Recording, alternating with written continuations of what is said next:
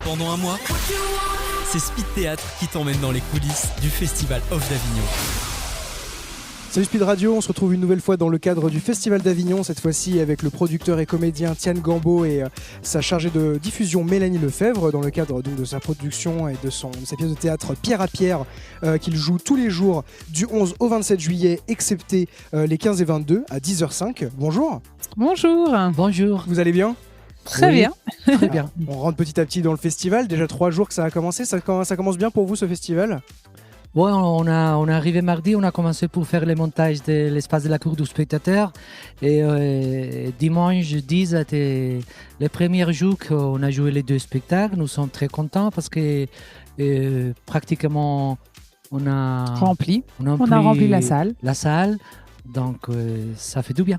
Bon, super. Alors Pierre à Pierre, est-ce que vous pouvez nous en dire plus, nous raconter cette pièce ? Ouais, Pierre à Pierre, c'est un spectacle qui a été créé l'année 2008. Donc, il a 14 ans. C'est un spectacle qui raconte l'histoire d'un personnage qui s'appelle l'homme de fer blanc, qui a des problèmes avec ses voisins. Et dans l'espace de jeu de spectacle, c'est la plage.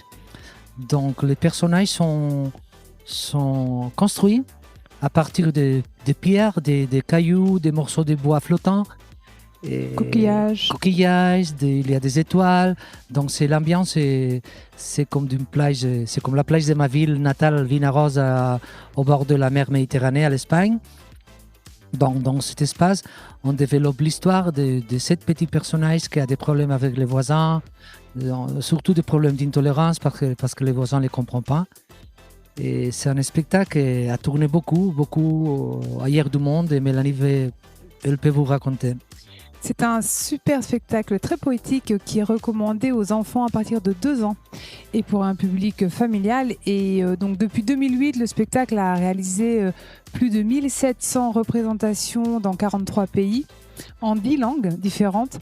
Donc je ne vous cache pas que c'est vraiment un petit bijou qui vaut la peine d'être vu à Avignon. Et donc, il a reçu également de nombreux prix au niveau national en Espagne, mais aussi au niveau international. On en compte 17. Je ne vais pas vous les nombrer parce qu'il y en a beaucoup, mais voilà, ça veut tout dire en fait. Ah, regardez. Donc, vous l'avez dit, très poétique. Hein. Alors j'ai vu qu'il collectionne les cailloux, comme il collectionne un peu des moments de sa vie, des gens. C'est comme vous l'avez dit, un spectacle qui a beaucoup voyagé, qui a beaucoup évolué depuis 2008, qui a vécu des choses. Comment ces cailloux qu'il ramasse, comment sa collection évolue en fonction des gens que vous rencontrez de 2 à 8 ans, c'est un très large public. Comment ça évolue ce spectacle ? Oui, le spectacle maintient l'esprit du premier jour parce que c'est comme une partition. Donc moi, comme comédien, je peux improviser quelque chose, mais il y a une partition, il y a une musique très importante dans la dramaturgie du spectacle. Le spectacle a évolué avec les langues, par exemple, parce qu'au début, la première a été faite en catalan, que c'est ma langue maternelle, mais après, petit à petit, pendant les voyages, les différents festivals et pays, j'arrivais à jouer le spectacle en 10 langues différentes. Et pratiquement toutes les langues appris par cœur. Les catalans, l'espagnol c'est mes langues, mais après je parle français. Mais il y a des autres langues comme l'anglais, les basques, l'hébreu, l'allemand, les japonais que j'ai appris par cœur. Et comme ça, on a montré notre petit bijou à tout le monde et on avoue que les sujets du spectacle c'est mondial. Donc, tu touches tous les sentiments de tout le public à Avignon, à Barcelone, à Paris, à Moscou, à Japon, parce qu'on a trouvé vraiment un sujet de l'amitié et la tolérance, que c'est une question universelle. Tout le monde veut avoir des amis, tout le monde veut être accepté. Donc, quand tu parles de ça à Indonésie ou à la Chine, tout le monde comprend ça. Un petit universel, vous dites, qui touche petit et grand, mais justement, ça c'est lié aussi à un thème qui revient beaucoup dans un autre spectacle, d'ailleurs, que vous jouez aussi ici à la cour des spectateurs, le 27 juillet, qui s'appelle excusez-moi. Du qui 10, s'appelle Mes du 10 au nouvelles chaussures. 27 juillet. Exactement. Ouais. Du 10 au 27 juillet. Mes nouvelles chaussures, pareil, vous pouvez nous en parler un petit peu de ce spectacle? Oui, Mes nouvelles chaussures, c'est la dernière création de la compagnie. Elle a été créée l'année 2018, avant le Covid. Donc, c'est un spectacle qui part d'une tradition de ma ville natale, Vinaroz.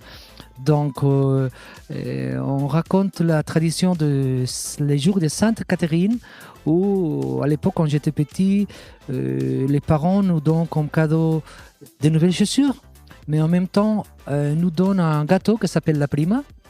Donc, dedans la boîte des chaussures vides, on met les gâteaux, on va les goûter à la rivière. À partir de cette tradition, on a créé une histoire que pour les enfants, c'est une aventure. Parce que les petits garçons sortent de la ville, passent devant des différents voisins, ils trouvent des problèmes, mais finalement, lui arrive à la rivière et mange les gâteaux.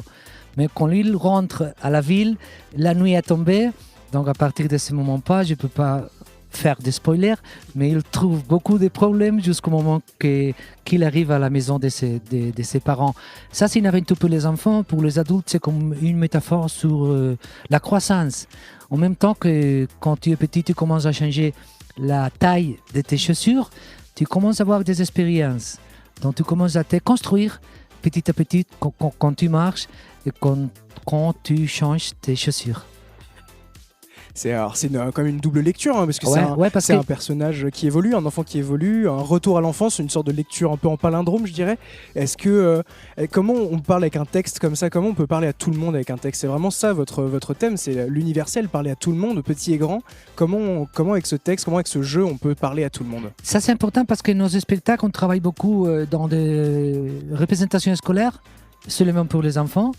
Mais aussi, on a des représentations tout public familial. Donc, les spectacles pour les enfants ont d'être aimés aussi pour les parents.